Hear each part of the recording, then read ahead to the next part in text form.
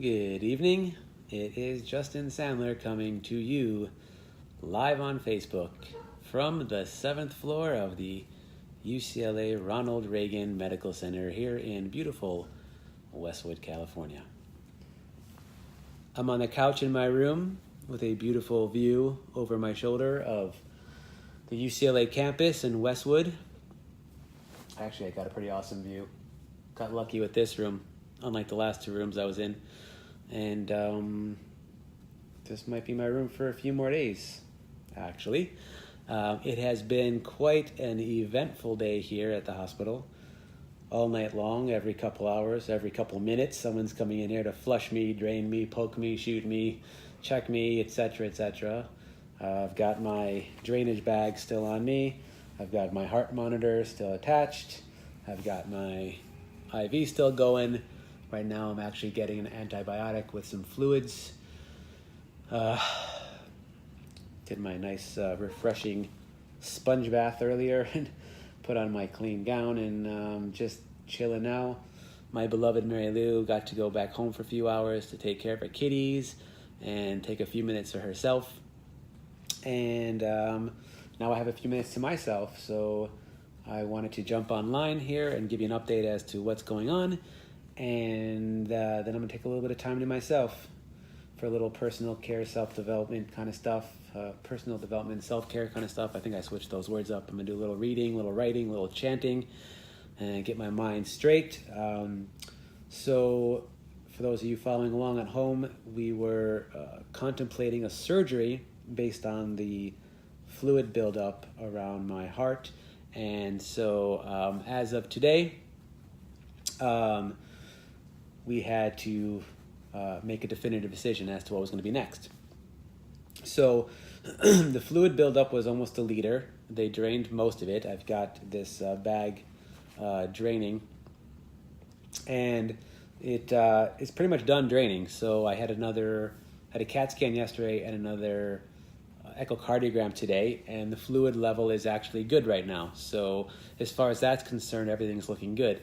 The concern is as to why my heart sac filled up so quickly and with so much fluid, which we didn't have an answer for. Now, we did get a couple pieces of good news today. The preliminary reports back from the tests on just the fluid itself. Now, they are doing more tests that won't be back for several days, but the preliminary test showed no viruses and it didn't show any evidence of cancer cells.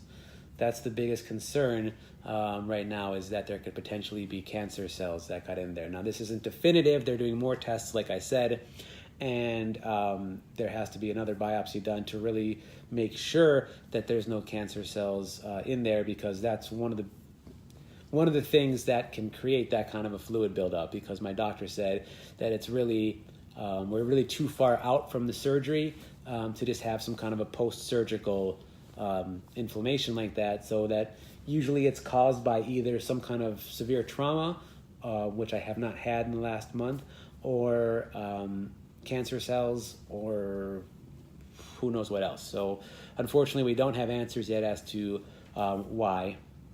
But their recommendation was to go forward with the surgery anyway, to create what's called a pericardial window. And so that window would basically be taking out a chunk like yay big from my pericardial wall and on the bottom, and basically attaching it to the top of my abdomen, so that if any more fluid were to gather around my heart, that fluid would be able to just simply drain straight down and be absorbed by my belly, because apparently your abdomen drains very well. But it is still a surgery. It's not like a procedure like the one that I had to insert the drain I have now. It's actually a full-on surgery. And so when they presented that to me, I to be honest with you, had quite a bit of anxiety. Honestly, I was having some PTSD earlier, because the last time I had this massive open chest surgery, I did have quite a bit of trauma, especially going in and out of the surgery, that, man, I wouldn't wish that on my worst enemy. It was really hard to deal with, and I'm still experiencing sense memory as to how bad that was. And I've expressed that to a lot of people, and I'm going to be having a conversation tomorrow again with some people about this. But Bottom line is that if I said no to the surgery, they would have pulled the drain and sent me home probably tomorrow, and therefore I would just take meds for the next couple months and hope it doesn't come back.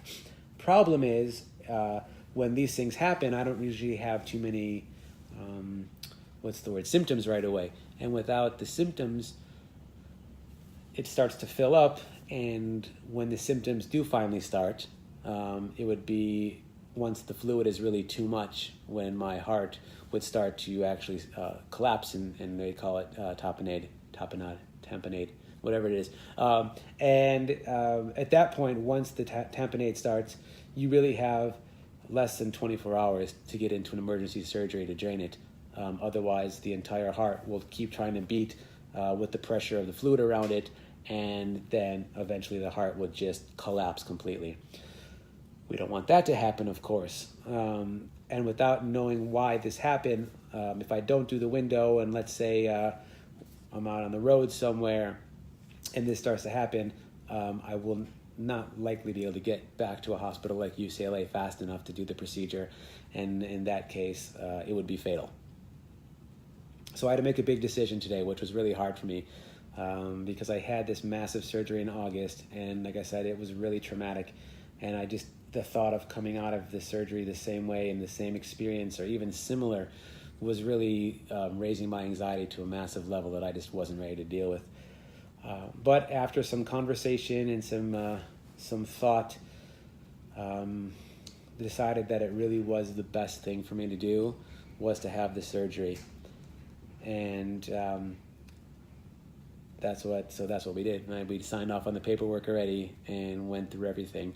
And I am now scheduled officially for surgery tomorrow. I'm the third surgery of the day, so it's scheduled for 4 p.m. Pacific time, which means I can't eat all day, so I'm going to be hungry. But it's going to be a full procedure. Again, I did not take this decision lightly, but I had to make the decision. And while I'm here right now, it's probably the best thing for me to do. Because again, if this happens again later, I might not be near a hospital, or I might have to come back and still do it. And then it's going to set me back even more. I'm already here. I'm already going through it. It's probably the best thing to do right now. So real quickly, the surgery, what's going to be happening, they're going to go in, and there's 3 different ways they can do it. The first way that they're going to try, if all goes well, then that's how they're going to do it. There's 2 other ways. I'm not going to get into all 3 ways because I don't even really understand. But I'm going to tell you the way that they're going to try to do it. That starts by making 4 incisions on my left chest, on the side here. 4 incisions. Well, first it's a tube down my throat with a camera to take a look at everything. If they see they got a clean shot through everything, then they're going to do 4 incisions on the left chest. What they're going to do then is enter with a camera and a couple other devices, and they're going to do what they do to find the area that needs to be extracted. And what they're going to do is they're going to cut out a piece of the pericardial window, or they're going to create a pericardial window by cutting out a piece of the wall, and they're going to remove that back through one of the incisions. I don't know exactly how it works. I'm not really going to research it or look any further because I don't want to think about it, but that's the basic deal, is that they're going to they're going to pull it out. So once it's out, while I'm still under, they're going to have the piece of while they pull out tested immediately for cancer cells, because again, this is one of the possible causes. If they find cancer cells anywhere in the wall, then they're going to have to do a procedure basically where they scar my chest. They do something that induces scarring, and what that does is it actually creates a wall of scarring between my lung and my chest wall to prevent any fluid ever building up again.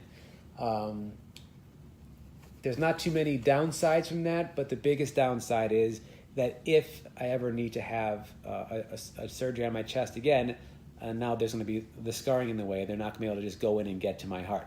Because what they do is, when they do the procedure through the 4 holes on the left side of my chest, they actually deflate my lung. They put a hole which lets the air out, and the lung collapses.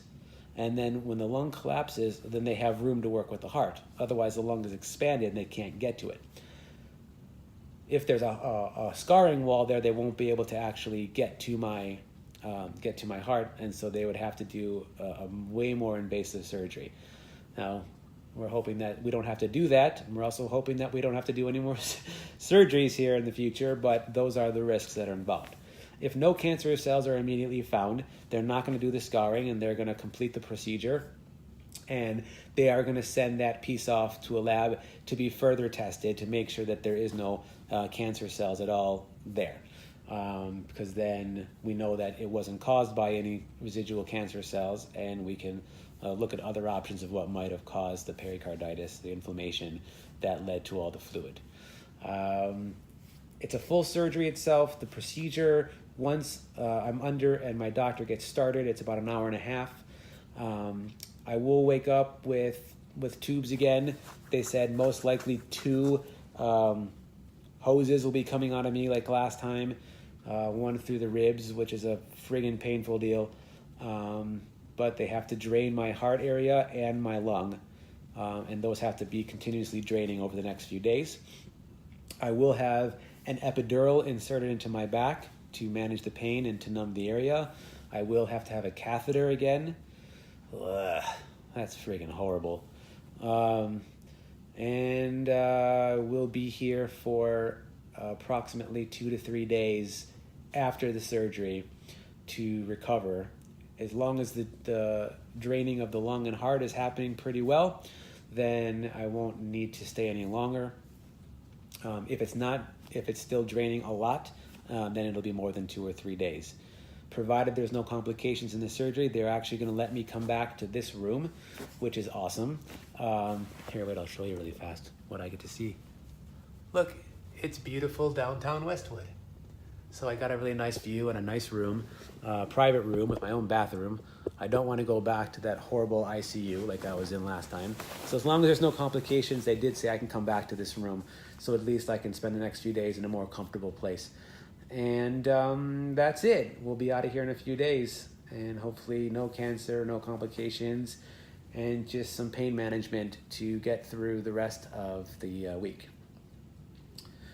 Well, I don't know what that's going to look like for the Christmas holidays and all that stuff. Well, we were supposed to leave town and spend a little time down in the Palm Springs area. Maybe we can still make it. The chances are not nearly as good as they were before. But the most important thing is getting this procedure done, getting it done right, and getting back to health. Learning more and more that I need to take some more time for me to do more self-care. I was trying to get right back to work. It's been a long year of not working and not doing things I love, and I really want to spend more time. I really want to get back to doing that, but I really need to spend more time balancing with more self-care and things I don't necessarily do for myself. And, I even though this is not, well, it's still part of my cancer journey, obviously, even though this isn't exactly cancer-related, we hope. But it's still part of the learning of my cancer journey. And while I can't control what has happened and this fluid, I can't control why this has happened. Even though I'm bummed out and missing out on a lot of things this week and beyond, I have to still be very grateful that A, we found it as fast as we did, B, that I have some of the best doctors in the world here at UCLA taking care of me. My cardiothoracic surgeon, my oncologist, and my cardiologist are all like top of their game. And I'm here being looked after, so I'm definitely getting the best care. I have the best wife I could have asked for, the best family supporting me. I've got all of you out there, all my Facebook friends and family, and all the communities that I roll in and know that have been so supportive, even still to this day. Thank you guys all so much for always being there. And I'm gonna take this and use it to keep learning and keep growing.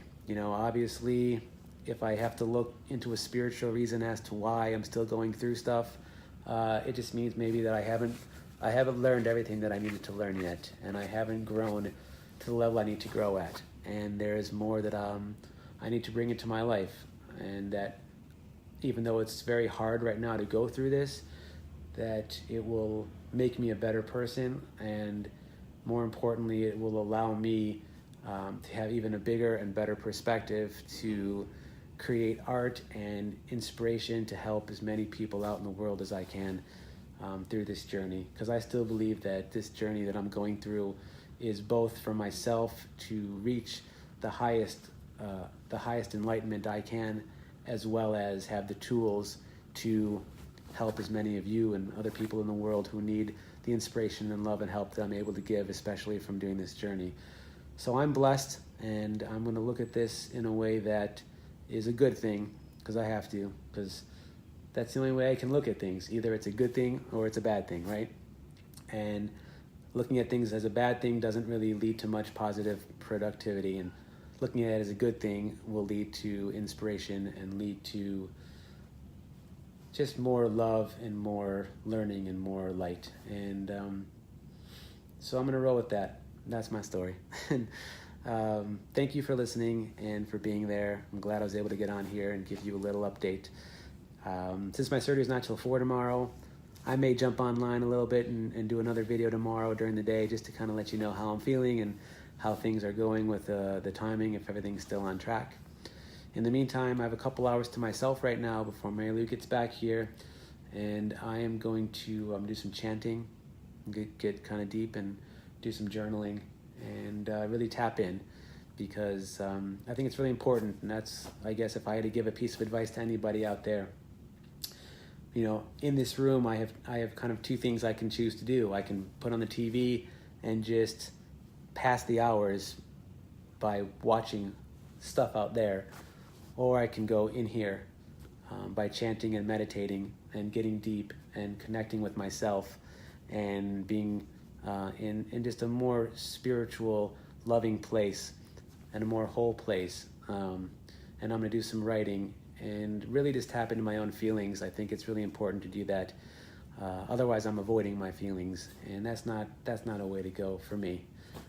If any of you are going through anything, I would recommend, instead of trying to avoid and distract, to go within and find your own answers and find your own enlightenment. I think the positivity really comes in those places. Really, when you get to the place where you can get connected with yourself and your spirit, that's where you're going to find the positivity. That's where you're going to find the reasons why these things happen to us, and how to learn and grow from it, and how to be of service to yourself and to others, is to really connect to what's going on. And so I invite you all to try that. Even if you're not going through anything, try getting connected in that way. It may just surprise you. So again, thank you guys. Have a beautiful night, and happy Hanukkah for those of you celebrating. It's the last night. I will be back again soon to update you on my surgery. Again, it's tomorrow around 4 o'clock Pacific time, and I will be here at UCLA Hospital for the rest of the week. I love you all, and I wish you a wonderful night again, and I'll talk to you soon. Until later, bye for now.